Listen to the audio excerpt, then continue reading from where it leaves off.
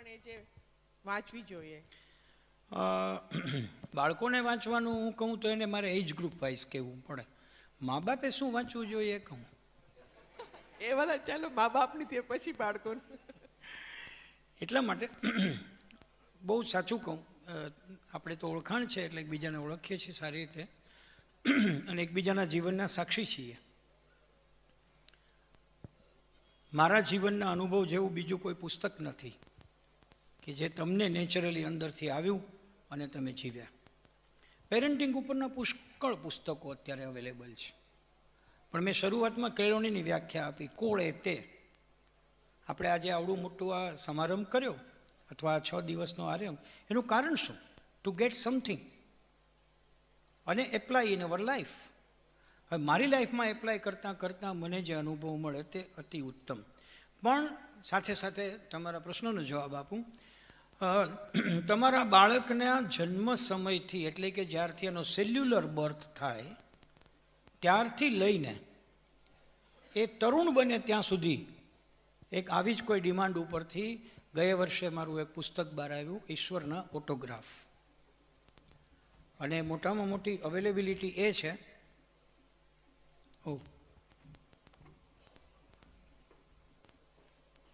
મોટામાં મોટી એની અવેલેબિલિટી એ છે કે તમે યુટ્યુબ ઉપર જાઓ અને મારા નામનું યુટ્યુબ સર્ચ કરો તો એની અંદર આ બધા જ એપિસોડ આપેલા છે. 30 સેકન્ડનો એક એપિસોડ છે, માત્ર 30 સેકન્ડ. અને એટલું બધું પોપ્યુલર થયું કે 6 મહિનામાં એની 3જી આવૃત્તિ થઈ ગઈ છે. પણ હું એવું નથી કહેતો કે ખરીદવું, ઇટ ઇઝ અવેલેબલ. અને મેં બુકની અંદર પણ QR કોડ છાપ્યો છે કે કોઈને સ્કેન કરવું હોય તો કરી લે, પોતાની રીતે જોઈ લે. મમ્મી પપ્પા માટેની આ વાત થઈ, પણ છોકરાઓ શું વાંચે? પ્રશ્ન બહુ સુંદર છે સાહેબ. આ પણ કરવા જેવું કામ છે. આપણે એમ કહીએ તું કોઈ દી વાંચસ, તને કોઈ દી ટેવ પડી? ક્યારેય હું જોતી જ નથી ને વાંચતો. તમે કોઈ દી વાંચો છો? જો સંતાન અંદરથી બોલતું નથી સાહેબ. આપણા સંતાનો આ જનરેશનના છે ને બહુ આજ્ઞાંકિત છે સાહેબ. તમે જોજો કોક વાર એની આંખમાં જોજો બરાબર. એ આમ તમને એમ કે જવા દો ને, બોલવું નથી, બાકી મને બધું જાણવું છું. એવું લાગે કે તમને એવું કહેવા માગે છે. એ પૂછે તમે કોઈ દી વાંચો છો? એટલે પહેલી વસ્તુ તો એ કે છોકરાને વંચાવતા કરવું હોય તો આપણા ઘરનો એક ક્રમ બનાવવો જોઈએ કે જેમાં 10-15 મિનિટ મમ્મી વાંચે, 10-15 મિનિટ પપ્પા વાંચે, 10-15 મિનિટ ત્રણેય જણા ભેગા થઈને કશુંક વાંચે. વાંચનની ટેવ પાડવાનો પહેલો રસ્તો. બાળકોએ કયા પુસ્તક વાંચ્યા એના એજ ગ્રુપ પ્રમાણે પડે. હું એવું માનું છું કે નાના ધોરણોની અંદર બની શકે એટલી જૂની આપણી જે વાર્તાઓ, સ્ટોરીઝ છે, પંચતંત્રની વાર્તાઓથી લઈને જુલેવન સુધીની બધી જ વાતો એ વાંચે એવું કરવું જોઈએ. તમને એ પણ કહું કે માનો કે નાનાભાઈ ભટ્ટ જેવા વ્યક્તિઓએ મહાભારતના પાત્રો, રામાયણના પાત્રો એવા પુસ્તિકાઓ લખી છે. આટલી પુસ્તિકા છે. એટલે 18-20 પાનામાં રામ આવી જાય, રાઈટ? એને કથા સાંભળવી ન પડે અને એની ભાષામાં. એટલે તમે રામ વિશે લેક્ચર આપો એની બદલે એને વંચાવો, એને આપી દો. હું એવું માનું છું કે આપણે એને કેવું નહીં કે વાંચ, ઘરમાં આ વસ્તુ અવેલેબલ કરવી એ પણ બહુ કરવા જેવું છે. થોકડો લઈ આવે પછી આપણે કહે તું વાંચતો નથી, તને ખબર છે આમાં મેં 500 રૂપિયા ખર્ચે, તારા માટે ખર્ચ્યા, તારા માટે. હું મારી સામું જોવસ? સાહેબ આની સામું તો હવે કોઈ દી જોવું નથી. એવું નથી. Make it available in your home, on a drawing room teapoy or anywhere else. જ્યાં એ વધુ બેસતું હોય ત્યાં મૂકી દેવું. હું તમને મારી વાત કહું. અમે થ્રુ આઉટ ગુજરાતી મીડિયમમાં ભણ્યા, પણ પછી થ્રુ આઉટ કોલેજ ઇંગ્લિશ મીડિયમમાં કરી, PhDની થીસીસ ઇંગ્લિશ મીડિયમમાં લખી અને પછી ઇંગ્લિશ મીડિયમમાં જ જિંદગીમાં UGCRએ કામ કર્યું. અને આજે પણ અમારી યુનિવર્સિટી ઇંગ્લિશ મીડિયમમાં ચાલે છે. છોકરાઓ ભલે રૂમ સાફ કરતા હોય સાહેબ, તેથી એ ગુજ્જુ નથી, ગુજરાતી નહીં. અમારા બધું જ કામ વોટ્સઅપ ને આના ઉપર ચાલે છે. છોકરાઓને મોબાઈલની એટલી બધી પ્રોએક્ટિવ ટેવ પાડી દો કે એમાં રિએક્ટિવ જોવાની એને ઈચ્છા ન થાય. તમને ખબર છે કે આ તમે જેને હાથમાં પકડાયું છે, બરાબર? છોકરું જન્મ્યું ત્યારે કંઈ નર્સે તો આપ્યું નથી, કાયલો અમારા તરફથી રાખજે બેટા. કોણે પકડાયું? તમે જ પકડાયું સાહેબ. છોકરાને જમાડવાનો સમય નહોતો તમારી પાસે, એટલે તમે એક વિડીયો દેખાડ્યો, જો બેટા જોયું ને, બાટલીને મોઢા મૂકી દે. કેમ? તો જલ્દી પતે મારા બાપ, એ જમે તો હું જમવા ભેગી થાઉં ને. પેલી કવિતાની બધું જાણતા હતા કે ભીને પોઢી પોતે, એ તો બધું જૂનું થઈ ગયું. તો મેક ઇટ કન્વિનિયન્ટ, કે જેને ઈચ્છા થાય તો કરે. હવે તમે એમ કહો કે આવું તો ન કરે તો તમારે ચિંતા નહીં કરવાની. નેવર ઇન્સ્ટ્રક્ટ ધેમ. પણ બીજે દિવસે એના, ત્રીજે દિવસે, ચોથે દિવસે એના રૂમમાંથી પુસ્તક ઉપાડીને તમે બેઠા બેઠા એ વાંચો, એનું પુસ્તક. એટલે આવીને કહેશે કે તું આ ક્યાંથી લીધું? તો તારા રૂમમાં. શું કરસ? તો હું વાંચું છું બેટા, મજા આવે એવું છે એમ. એટલે તારે જોતું જ રાખી દેશ. આ પુસ્તક મારું છે એવો ભાવ જન્મશે ને, પછી એ વાંચવા તરફ વળશે. સાહેબ, મને પહેલું પુસ્તક મળ્યું હતું ભેટ, જ્યારે હું 4.5-5 વર્ષનો હતો. મારા ગુરુદેવ સ્વામી વિવેકાનંદે લખેલું, ઇનામમાં મળ્યું હતું. અને મને ખબર જ નહોતી કે આ પુસ્તક કહેવાય ને આને વંચાય. માવજીભાઈ સાવ સમજ વગરના હતા ને આપણે તો, અત્યારે છીએ એવા જ, પણ ત્યારે કાંઈ ખબર નહોતી. એટલે ભેગું લઈ લઈને ફર્યા કરું. અને પછી એક વખત મારા મોટા ભાઈએ કીધું કે આ શું છે? મેં કહ્યું મને ભેટમાં મળ્યું. ક્યાંથી? તો રામકૃષ્ણ આશ્રમમાંથી. તો ભેગું લઈને શું ફરજ? કે મારું છે. એ કે પુસ્તક વાંચે ને એનું હોય, રાખે એનું ન હોય. તારે ના વાંચો એટલે મને દઈ દે. મેં ના ના ના ના ના. એટલે મને થયું હવે આપણે પુસ્તક સાચવી રાખવું હોય તો હાળું વાંચવું તો પડશે. રાઈટ? હું ડેફિનેટલી એવું માનું છું, મારા અંગત અનુભવે, ચિલ્ડ્રન સાથે ડાયરેક્ટ સ્પીચમાં વાત ન કરવી, ઇનડાયરેક્ટ સ્પીચમાં જ વાત કરવી. કાલે સવારના તને ખબર છે, હું ઉઠીને ત્યાં સરસ મજાનું મને સ્વપ્ન આવ્યું હતું, યાદ આવ્યું. એમ? શું સ્વપ્ન આવ્યું? સ્વપ્ન એવું આવ્યું કે તું અહીંયા બેઠો બેઠો ચોપડી વાંચતો હતો સવારે 4 વાગ્યામાં. હોય નહીં મમ્મી, એવું કાંઈ બને? મને તો લાગ્યું તું ન કરવું તો કાંઈ, આ તો ભગવાને કીધું કે તે જોયું 4 વાગ્યા છે ને બહુ બેઠો બેઠો ચોપડી વાંચે છે. હવે એને એમ થશે કે મમ્મીનું સ્વપ્ન સાચું પાડીએ આપણે. રાઈટ? આજે નહીં તો કાલે થશે. એક વસ્તુ ચોક્કસપણે કહું કે ઉંમર પ્રમાણે એને પુસ્તકો આપવા, ભેટ આપવા, જન્મદિવસને દિવસે આપવા, જાજુ બધું બાંધ્યા વગર આપવા. આપણે પુસ્તક વિમોચનમાં એ પુસ્તકને એટલું ચોંટાડેલું હોય કે જિંદગીમાં કોઈ દી ખોલવું જ ન હોય, એટલું ચોંટાડ્યું હોય. પછી ઓલો પુસ્તક વિમોચનવાળો ખીજાઈ જાય ને ફાડી કરવા માંડે, એટલું ચોંટાડ્યું. એને આપવું. એમાં વચ્ચે તમારે થોડુંક માર્કર મૂકીને, બુક માર્કર મૂકીને આપવું. આ શું છે? બુક માર્કર છે. હા ઠીક છે. ના ના, અહીંયા કંઈક સરસ વાત છે, મેં વાંચ્યું છે. એને ગમતીલી વાત ઉપર બુક માર્કર મૂકો ને આપી દો. તમારી દીકરી છે એ ઘડાઈ રહી છે, 11-12 વર્ષની થઈ રહી છે, મેચ્યોર થઈ રહી છે, મેન્સ્ટ્રુએશન સાયકલનો અનુભવ કરવા લાગી છે, એના માટેના પુસ્તકો એને આપો.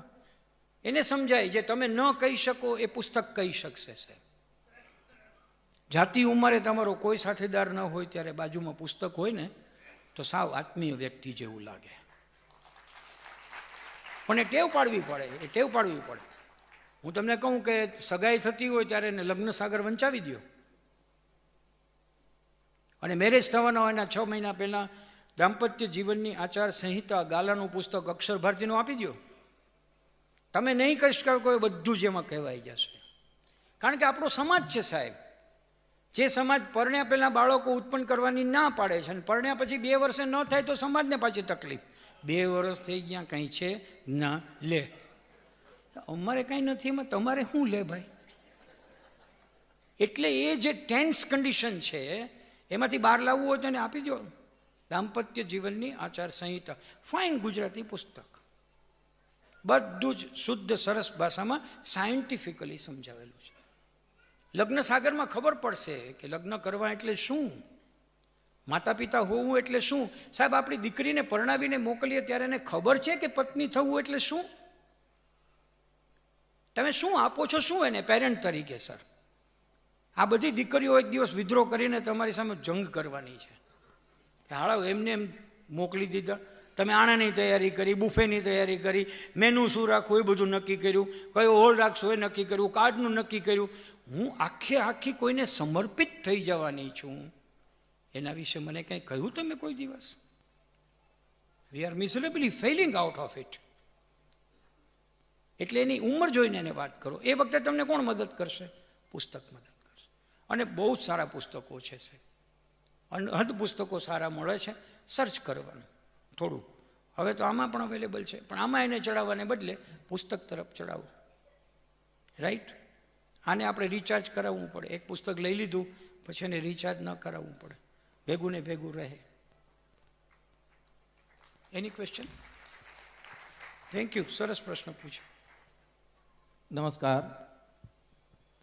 નમસ્કાર સર. ઓ વાહ.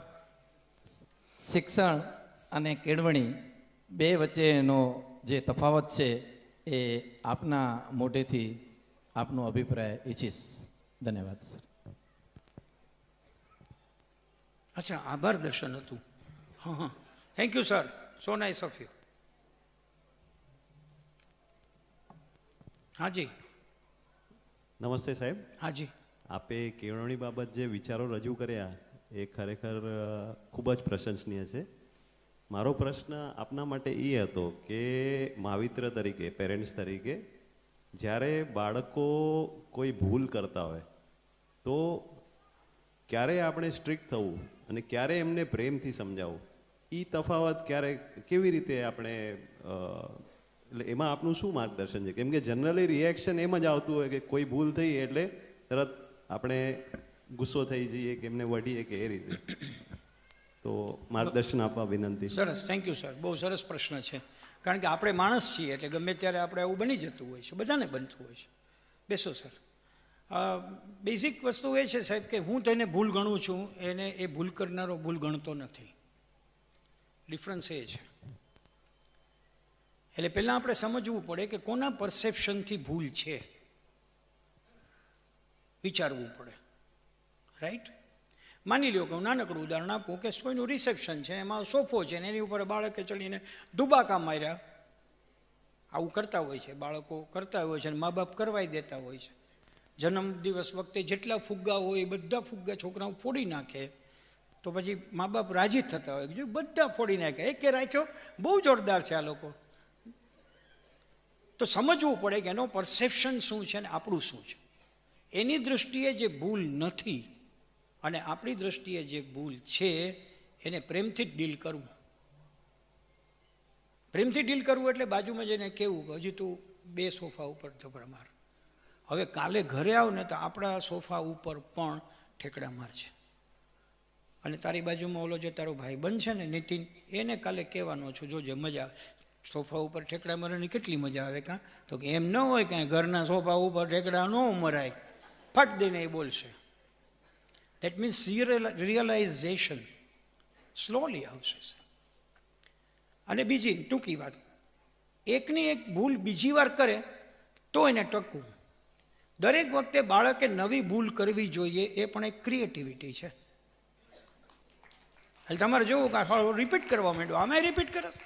કંઈક નવું કર, અમને મજા આવે. અમારા સિલેબસમાં ન હોય એવું કંઈક કરતો જા. હળવાશથી જ લેવું સર. એજ ગ્રુપ એવડું હોય તો હળવાશથી જ લેવું, અધરવાઇઝ તમારી સમક્ષ બાળક કોઈ પણ અભિવ્યક્તિ કરતાં અટકી જશે. રાઈટ? આ ટ્રાયલ એન્ડ એરરનો મુદ્દો છે સર. એટલે એક વખતમાં નહીં થાય. માનો કે ભૂલ કરીને આપણે ગુસ્સે થયા તો અટકી જાઓ, અટકી જઈને વિચારો. આપણે વાત થઈ એને કેમ સમજાવીશું, એને કેમ કહેવું મારે. ઓશોનું એક સુંદર મજાનું ઉદાહરણ છે. એણે કહ્યું કે સગા બાપ ઉપર પણ શ્રદ્ધા ન રાખવી, વિશ્વાસ નહીં રાખવો. તો દીકરાએ કીધું કે એસા થોડા હોતા હે, પિતા કે ઉપર તો રખના ચાહીએ. એને કહ્યું હતું, વાક્યની આવી અવડદળ થઈ હતી. થોડાક વખત પછી છોકરો ઉપર ચડ્યો આમ કોઈક જગ્યાએ, તો એણે કીધું કે ઠેકડો મારું, લગા દે. નહીં, મેં ગીર જાઉંગા. અરે મેં હું ડોન્ટ વરી, લગાઓ. છોકરાએ ઠેકડો માર્યો એટલે ઓશો ખસી ગયા, બાપ ખસી ગયો. એટલે શું થયું? છોકરો પડ્યો. છોકરો કે તમે કીધું તું ને કે હું છું? તો બેટા 2 દિવસ પહેલાં જ મેં તને કીધું તું સગા બાપ ઉપર ભરોસો ન રાખો. સમજાણું તને? See, words converted into action and then realisation is there. ખ્યાલ આવ્યો ને? Like this. હાજી.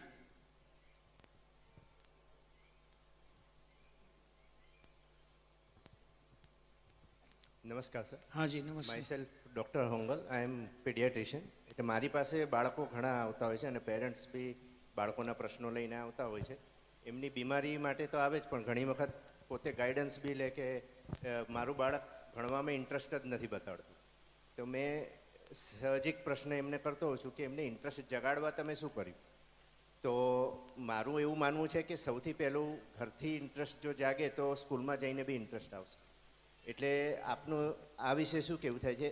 હું જેટલું મારું જ્ઞાન છે એ વિશે થોડું ઘણું એમને કહેતો હોઉં છું મારા અનુભવ પ્રમાણે, કે બાળકને ઘરે તમે છે ને નવડાવતી વખતે કે પછી ગાઈને કંઈક કહો તો એ જલ્દી પકડશે.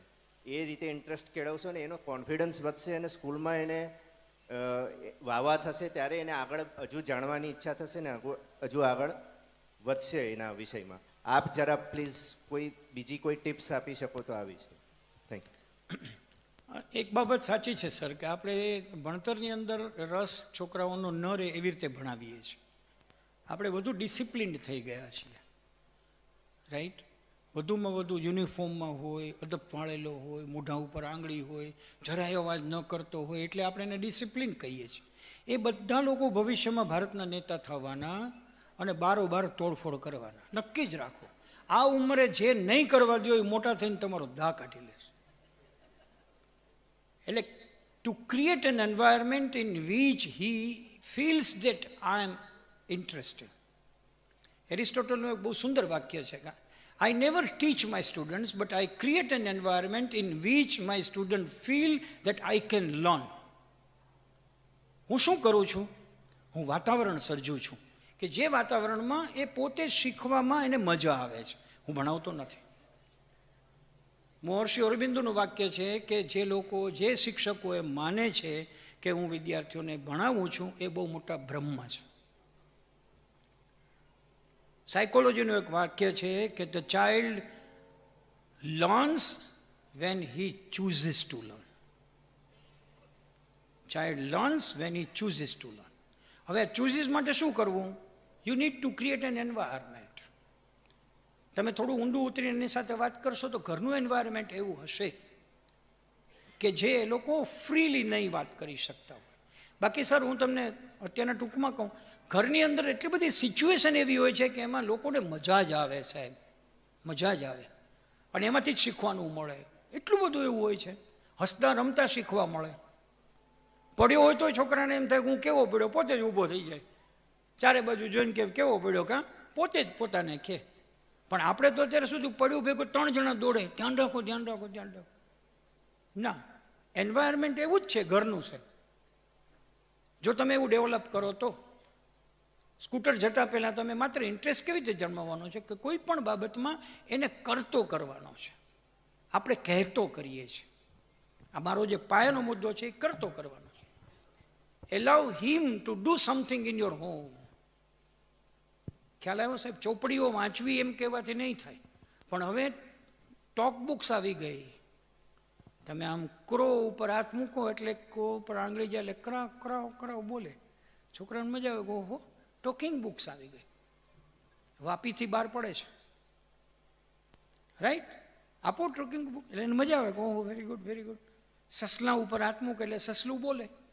હવે તો એટલી બધી ટેકનોલોજી આવી ગઈ અને થોડા સમયમાં એઆઈ એટલું જોરદાર આવશે કે તમે સસલું બોલો ભેગું સસલું અહીંયા આવશે, આમ ધડક કરતું આવશે, ધડક ધડક હાલતું થશે. આપણે કે ગયું. એઆઈની દુનિયા દૂર નથી સાહેબ, તમને મને ખ્યાલ છે. આપણે કહીએ છીએ ને એલેક્સા મોહમ્મદ રફી એટલે કે યસ. પછી આપણે કે એલેક્સા પિક્ચરનું નામ બોલીએ એટલે કે યસ. પછી કે આ ગીત, તો ફટ દીને ગીત વાગે. આટલું કહ્યાગરું તો આપણા ઘરમાં કોઈ હોતું જ નથી સાહેબ, right? This creates an environment in your home to stay. મજા આવવી જોઈએ સાહેબ. તમારું બાળક ઘરમાં નથી રહેતું એનો અર્થ એવો કે તમારું વાતાવરણ ઘરનું યોગ્ય નથી. Create an environment in which he or she feels that I am enjoying learning something. Okay? તમે તો સર ડૉક્ટર છો એટલે ઘણું કરતા હશો. હાજી. નમસ્કાર. કેળવણીનું મૂળ ઘર. તો જે બાળકો આશ્રમ શાળામાં રહે છે અથવા તો અનાથ છે, તેના પ્રત્યે એક શિક્ષકનો શું રોલ છે કે જેના પાસે ઘર જ નથી તો એ કેળવણી કોના પાસેથી મેળવશે? એના માટે પહેલું ઘર થશે સ્કૂલ કે આશ્રમ શાળા. તો ત્યારે શિક્ષકનો શું રોલ છે? ઘર હોય તો મા બાપનો જે રોલ હોય તે ત્યાં શિક્ષકનો રોલ છે. મા બાપને 1-2 બાળકો હોય અને 30-40 હોય. ઓન ધ કોન્ટ્રી એને પોતે એવું રાજી થવું જોઈએ કે સાહેબ મારે બાળક નથી અને મા બાપ નથી, બે કેવા ભેગા થઈ ગયા હળા એકબીજાનું હાંચવી લઈ એવા છીએ. હમણાં જો દિવ્યાંગ બાળકો ઉપર એક બહુ મોટી ટોક હતી, એમાં કહેતો જ તો કે તમે અભાવ નહીં અનુભવો તો યુ આર બ્લેસેડ. તમે ઈશ્વરના આશીર્વાદ પ્રાપ્ત માણસ છો, કારણ કે તમને એણે દિવ્યાંગ બાળક આપ્યું છે. એણે કહ્યું છે કે હવે ઠાકોરજીના પાયણા ન હલાવતો, આને હલાવજે. જરૂર નથી, મારી પૂજા ન કરીશ, તારા ઘરમાં પૂજા કરવા જેવું એક પાત્ર મેં આપ્યું છે. Same is the case with ashram shala. પણ આશ્રમ શાળાઓ આશ્રય શાળાઓ ન બનવી જોઈએ જે અત્યારે બની રહી છે. સરકારની ગ્રાન્ટ મળે એટલે અંદર ખોટા છોકરા દેખાડવા, એવું બધું જે ચાલે છે, ગમે તેની ભરતી કરવી, એ બધું ચાલે છે. તો એમાં નહીં થાય. તમે એટલી વસ્તુ સમજો બેન કે અત્યારના અહીંયા 4 કે 5 નાનકડા પપ્પી હોય, આંટા મારતા હોય, પેટ્સ, એમાંથી એકનો પગ જરાક તૂટેલો હશે. કોઈને કેવું નહીં પડે સાહેબ, બધાની કરુણા એના પ્રત્યેની બધું હશે. હશે કે નહીં હોય? કોઈ એવું ન હોય કે એમાં હું ભલે પગ તૂટી ગયો, આપણે થોડો તોડ્યો છે, એવું કોઈ નહીં બોલે. અહીંયા એક નાનકડું છોકરું રમતું હોય, કોનું છે એ ખબર ન હોય, પણ પડે એટલે આગળની સીટવાળા બધા દોડે. કેમ દોડો છો ભાઈ? તમારું તો નથી, અંદર પડ્યો છે સાહેબ. સજાગ છે, એફેક્ટિવ ડોમેઇન સજાગ છે, જાગૃત છે, ઊભા થાવ છો તમે. આશ્રમ શાળાના શિક્ષકો એને વધુ સજાગ કરો. રાઈટ? તમે આશ્રમ શાળામાં શિક્ષક છો નહીં ને? તો તમે ઓછા બ્લેસેડ છો. Just for fun. Any question from you? થોડીક ઝડપ રાખીએ. હાજી. નમસ્તે સર. નમસ્તે સર, આજે તમારા વ્યાખ્યાનનો જો નિચોડ હું સમજું તો તમારી લાઈનમાં કહું કે તું હી સાગર, તું હી કિનારા, ઢૂંઢતા હે તું કિસકા સહારા. સર, તમારા યુટ્યુબ ઉપર બધા વિડીયો હું ફોલો કરું છું, જેમાં લોકપ્રિય કાર્યક્રમ જેમ કે મીઠી ઉછેરા માંડવી અને અસ્મિતા સમેન, તેમાં મોસ્ટ ઓફલી વધારે શિક્ષકો જ આવે છે. તો એ બધા પ્રતિભાશાળી શિક્ષકોનું શિક્ષણ અને આ સંવેદના વિશે શું માનવું હોઈ શકે? Thank you. અત્યાર સુધીમાં 80 પ્રકારના વ્યક્તિઓ સાથે, 80 જુદા જુદા વ્યક્તિઓ સાથે મેં દીર્ઘ સંવાદ કર્યો છે. પહેલાં 50 ગુજરાત વિદ્યાપીઠના સ્ટુડિયોમાં કર્યું અને હવેના 30 છે એ વિશ્વકોશના સ્ટુડિયોમાં કર્યું છે. પહેલાં 50નું એક પુસ્તક બહાર પડ્યું છે, મુઠ્ઠી ઉંચેરા 100 માનવરત્ન. એ તમે વાંચશો એટલે દરેકનો એમાં શું દૃષ્ટિબિંદુ છે એનો તમને ખ્યાલ આવશે. પણ નટશેલ સર એટલું કહું કે આ 50 + 30 કોઈ લોકો સરળતાથી કંઈ પ્રાપ્ત કરેલા નથી. તમે દરેકની લાઈફ જુઓ તો સંઘર્ષવાળી છે સાહેબ. એટલે આપણે કોઈ દિવસ એવી ફરિયાદ ન કરવી. મને તો બહુ આનંદ થયો એ બધું પૂરું થયું ત્યારે કે મારી તો એ લર્નિંગ જર્ની હતી. મને એમ થયું કે આપણે તો કેટલા સુખી છીએ, આપણે કેટલા બધા સુખી છીએ. આ લોકોને કેટલું બધું નથી આપ્યું, એમાંથી આટલા ઊંચા પદ ઉપર પહોંચ્યા છે. તમે ભોળાભાઈ પટેલ વિશે વાંચો, રઘુવીર ચૌધરી, ખેતરમાં પરસેવો પાડીને પાક ઉગાડતો માણસ હોય, એ જ્ઞાનપીઠ એવોર્ડ લઈ આવે એટલે એનો કેટલો ઉપર ઉઠ્યો કહેવાય. કલ્પના કરો. શીખવાનું એ મજા આવે છે સાહેબ. કોઈ પણ માણસ એવો નથી કે જે કેળવણીથી ઘડાયેલો ન હોય અને ઉપર ઉઠી ગયો હોય. ખાલી શિક્ષણના થોથાન લઈને આવેલો એવું નથી. કુમારપાળ દેસાઈ એમ કીધું કે મારી માએ જતી વખતે એમ કીધું, માત્ર એટલું કીધું, માં તારે જવું છે? તો કે હા, હવે મારો અંતિમ ક્ષણ, મારે તને કંઈ કહેવું, તારે મને કંઈ કહેવું છે? તો હા બેટા, દૂરનું જોજે અને નજીકના સાચવજે. કલ્પના કરો સાહેબ. હવે તમે દૂરનું જોવો તો જ નજીક બને સાહેબ, નહીં તો નજીક ના આવે. જોતા જ નથી આપણે, હડફેટે લેતા હેલા જ જતા હોઈએ છીએ આપણે. તો આ દરેક લોકો કેળવણીમાંથી જ ઉપર આવ્યા છે. હું તમને ઘણાની વાત કરી શકું, જેમાંથી એક મેં કુલીનચંદ્ર યાજ્ઞિકને તમને વાત કરી. હું તમારી સાથે ધીરુભાઈ ઠાકર, વિશ્વકોશના અધિષ્ઠાતાની વાત કરી શકું. રવિન્દ્ર દવે જેણે MLL આપ્યું, મિનિમમ લેવલ ઓફ રનિંગ આપ્યું, 10 રૂપિયા લઈને બાપે ઘરમાંથી વિરમગામથી કાઢી મૂક્યા હતા, નીકળ. અત્યારના 140 દેશોની અંદર રવિન્દ્ર દવે છે એ કન્સલ્ટન્ટ છે. You just consider. પોતાના પગ ઉપર ઊભા થવાનું આવે ને ત્યારે જ માણસ સાચો માણસ બને. બાકી છે ને ત્યાં સુધી આંટા ફેરા કરતો હોય. બાપુ કી મિલકત ઉપર જે ઉપર આવ્યા એ બધા બાબુડિયાઓમાં કાંઈ હોય નહીં બહુ. મુકેશને અનિલ જ હોય, બીજું શું હોય? બીજું પોતે શું કર્યું? સાચવવાનું હતું એ સાચવી ન શકે, 2 ભાગ પાડ્યા આળા. આ બહુ સીધી જ વાત છે. હું નામ બોલું છું તેથી મારો દ્વેષ નથી, આપણને લાગણી છે. મુકેશભાઈનું ભર્યું ભાદરું રહે, બધું કુબેર જેવા થાય. પણ at the same time what is his contribution? He is able to maintain? No. તમે સર એટલી વસ્તુ યાદ રાખજો, સંઘર્ષ બધાના જીવનમાં છે, તમારા અને મારા જીવનમાં છે એવું નથી, બધાના જીવનમાં છે. અત્યારના મુકેશને સંઘર્ષ છે, ભાવ ન ઘટે એની રોજ એને ચિંતા છે, મને તમને નથી. આપણી પાસે 1000 શેર પડ્યા હોય, રિલાયન્સને ચિંતા નથી, એને ચિંતા છે. બહુ સીધી વાત. આ અદાણીનું આટલું બધું સામ્રાજ્ય છે છતાં ગૌતમભાઈને એની અંદર ના આવે, આપણને આવે. કારણ કે એને ખબર હોય કાલે માર્કેટ ગયું તો આપણે ગયા. નરેન્દ્ર મોદી આટલા સારા પ્રાઇમ મિનિસ્ટર હોવા છતાં નક્કી છે ને 2024 છે તો એ નિંદર ના આવેલ્યો. પછી અમારા શરદભાઈને કહે કે હું આખી રાત જાગું જ છું. જાગવું જ પડે સાહેબ, રાજકારણ છે. કાલે સવારે ઉઠો તો બીજો માણસ તમારો ચાળ ખેંચીને કે આવતો રે નીચે, હવે હું ઉપર જાઉં. ન જાણ્યું જાનકી નાથે કે સવારે શું થવાનું છે. થાય ને સાહેબ, ચિંતા છે બધાને. ટોચ ઉપર પહોંચનારને ચિંતા છે કે અહીંયા હવે ટકીશ કેટલો વખત. કારણ કે ટોચ ઉપર પહોંચ્યો એના માટે સીધી પછી તળેટી છે, વચ્ચે કોઈ સ્ટોપ આવતું નથી. દરેક માણસને સંઘર્ષ છે, સ્ટ્રગલ કરવાનું, સર્વાઈવલ કરવા માટે. પણ જે સંઘર્ષમાં થાકતો નથી એ માણસ સફળ થાય છે. આજ નરેન્દ્ર મોદીની વાત કરું છે, 2014 સુધી દિલ્હીમાં એના પક્ષમાં એને કોઈ આવવા દેવા માગતું નહોતું. He was not allowed to go to Delhi. યાદ કરો, સંઘર્ષ કર્યો પણ થાક્યો નહીં, એટલે માણસ દિલ્હી પહોંચી ગયો. કેટલા એને બાજુમાં બેસાડતા પહોંચી ગયા. સંઘર્ષમાં જે થાકતો નથી તે સફળ થાય છે, અને સફળતા મળ્યા પછી જે છકી જતો નથી તે સાર્થક બને છે. તમે સાંભળો છો ને, વોરન બફેટની વાત સાંભળો છો, બિલ ગેટ્સની વાત સાંભળો છો, અઝીઝ પ્રેમજીની વાત સાંભળો છો. કરોડો રૂપિયાનું દાન કરે, ખૂબ સંપત્તિ છે. ભારત સિવાયના આ બધા લોકો છે. અઝીમ પ્રેમજી અહીંયા જુદી વાત છે, કરોડો રૂપિયાનું દાન કરે છે. હું સફળ થઈ ગયો તો હવે હું બીજાનું વિચારું ત્યારે હું સાર્થક છું. આ ક્યારે શક્ય બને સાહેબ? તમે કરો તો તમને સંઘર્ષ થાય ને.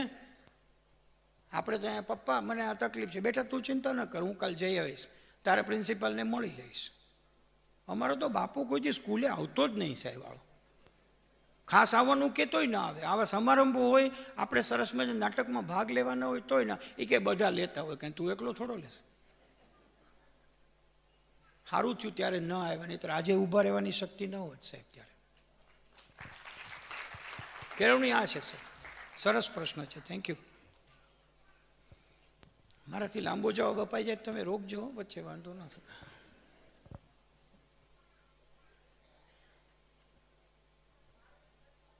હાજી,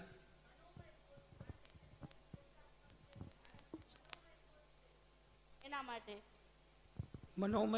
મનોમય કોષ, હા, પંચકોષાત્મક વિકાસની અંદર બાળકનો મનોમય કોષ છે એ જાણવા માટે. એ જાણવા માટે છે. હા, તમે શિક્ષક છો?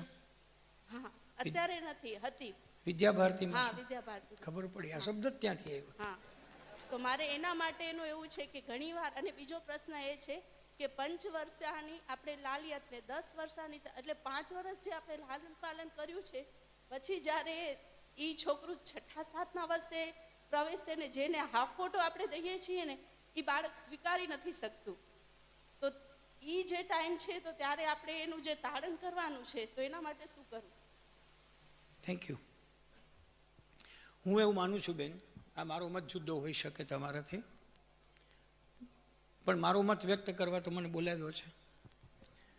મુદ્દો એ છે કે જે શાસ્ત્ર જેણે જાણવાનું હોય ને એણે જ જાણવું જોઈએ. મને કેન્સર થયું તો પછી કઈ આર્ટરીમાંથી નીકળીને કેમ આમ ગયું છે એને માયો સર્કમાં ઇન્ટેન્સ્ટાઇન એવું જે રાજેશ ખન્ના એક પિક્ચરમાં બોલે છે, લિમ્ફો સર્કોમા ઓફ ઇન્ટેન્સ્ટાઇન, એ નામ પણ આપણે જાણવાની જરૂર નથી. શું કામ નથી જાણવાની જરૂર? ડૉક્ટર શું કરશે સાહેબ? આપણે હાલું બધું જાણી લેશું તો ડૉક્ટર શું કરશે? Don't indulge yourself into theory. હવે જો આ ખોટી વાત છે, આપણે કેટલુંક ન જાણવાનું જાણી લઈએ છીએ ને ત્યારે એમાં અટકાઈ જઈએ છીએ, એનાથી આગળ નથી વધતા સાહેબ. આપણે મને એક વિદ્યાર્થીએ પ્રશ્ન પૂછ્યો હતો એક આવા જ સમારંભની અંદર કે સર મારું છે ને બીટા માઇન્ડ કામ નથી કરતું, ડેલ્ટા માઇન્ડ સારું કામ કરે છે, તો મારે શું કરવું? મેં કીધું ક્યાં આવ્યું દોસ્ત બીટા માઇન્ડ આવ્યું ક્યાં? તો કે ખબર નથી. તો ડેલ્ટા ક્યાં આવ્યું? તો ખબર નહીં. ત્યાં હું કામ એની ચિંતા કરસ? કીધું આ બીટા અને ડેલ્ટા એ તો મનોવૈજ્ઞાનિક સમજ છે. તને કેમ ખબર પડી કે બીટા એટલે શું કરો તો કામ નથી કરતું કહેવાય? તો કે ખબર નહીં. પણ એક ભાઈને મળ્યો હતો ને, એણે મને કીધું તારું બીટા માઇન્ડ કામ નથી કરતું. અત્યારના સમાજની અંદર એક મોટી તકલીફ શું છે સર? થિયરીમાં બહુ પડી ગયા છીએ આપણે, બધાનું બહુ જાણીએ છીએ. આપણા ચહીતા ડૉક્ટર પાસેથી દવા લઈને આવીએ ને તોય ગૂગલમાં નાખીને સર્ચ કરીએ કે સાચું છે ખોટું, આમાં છે શું.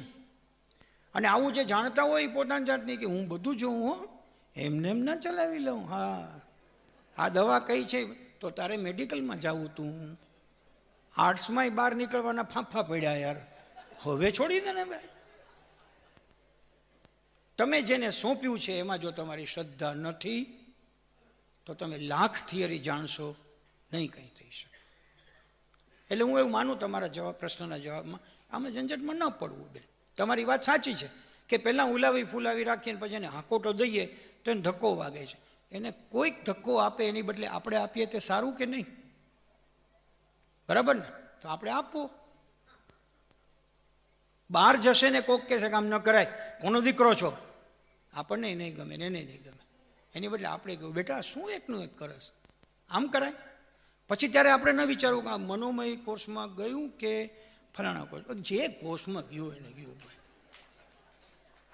ચિંતા કાંઈ નહીં, જળવાઈ જવું જોઈએ.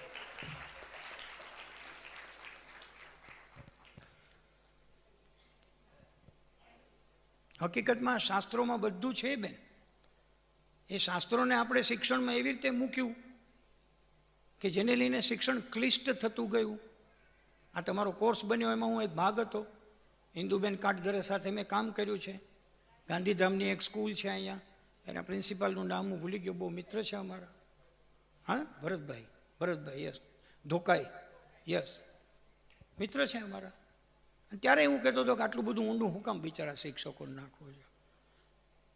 તારું હૃદય શું કહે છે કે આ છોકરાએ આવું તોફાન કર્યું, થાળું આવું હોવું જોઈએ. તારા હૃદયને તો ખુલવા દે. બાજુમાંથી બુદ્ધિ કામ કરે ને બુદ્ધિ કે તને ખબર છે આ મનોમય કોષ છે ના. એટલે મેં હમણાં જ એક જગ્યાએ એમ કહ્યું હતું બેન, બુદ્ધિ પ્રશ્નો ઊભા કરે અને હૃદય પાસે ઉત્તરો હોય. ઉત્તરો હૃદય પાસે હોય. કોઈ દી હૃદય પ્રશ્ન ઊભો ન કરે સાહેબ, કોઈ દી ન કરે. આ મારા મમ્મી છે એમ ઓળખાણ આપું તો મને કોઈ ચિંતા ન હોય. એટલે કે તારા મમ્મી છે એમ, તારા મમ્મી છે કેમ, હું તને હું વાંધો? એના બુદ્ધિએ પ્રશ્ન કર્યો અને મારી પાસે ઉત્તર મારા હૃદયે દીધો છે, આ જ મારી મમ્મી છે. આપણે સાબિતી નથી માગતા સાહેબ. બાળકને એમ નથી કહેતા 10 વાર લખ હું તારી મમ્મી છું, લખ બરાબર. જન્મ્યા ભેગું ઘરે જાય એ પહેલાં પાકું થઈ ગયું, ચહેરા સામું જો, બીજે કોઈને કહેતી નહીં મમ્મી, બરાબર ઓકે હાલ ઘરે, એવું કરીએ છીએ? ના રે ના સાહેબ. ગર્ભમાં રે ત્યારે જે હૂંફ પ્રાપ્ત થાય ને, એ હૂંફનો સ્પર્શ એમ કે આ તારી મમ્મી છે, એ કહી દે સાહેબ.